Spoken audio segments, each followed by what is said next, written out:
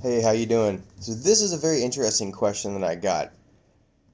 How do you balance your workouts with a single kettlebell versus a double kettlebell? So if you think about it, double kettlebells are going to be both sides, right? So now when we go to single, where most people should start, it's a lot of unilateral work, okay? So if you are working, let's say, for a 10 rep press, so let's just say 5 reps. We're going to work on a max 5 rep presses. Now, are you going to do those right, then left? Or you're going to take a break in between? So, what's going to happen here is if you're going for max stuff, or something that's challenging you pretty hard, let's say your shoulder goes tired, it gets fatigued.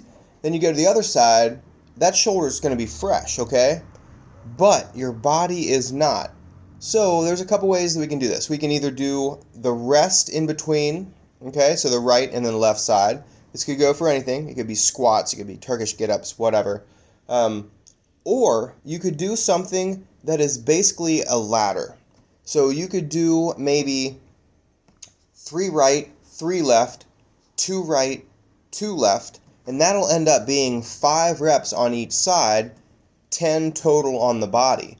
But it's balanced a little bit more. There's other ways you can do it. You could do 1 each side, 2 each side, 3 each side. I like doing ladders in ways it helps with strength endurance as well. So yeah, that's just something to think about. A lot of people, also you might want to focus on, this is my favorite tip to tell people, is if you're going to go for a long time, okay, unilateral work, make sure that you do your strong side last. So your more dexterous side. So I'm right-handed. I'm going to end up doing my right hand last, because if I do 2 minutes on my left, 2 minutes on my right, that's 4 minutes on my body. When my body gets fatigued, heart rate is high, breathing is high, all that, your nervous system is getting kind of tired. You don't want to have your weak side or non-dominant side being last. There's chances for injury, especially in kettlebell sport.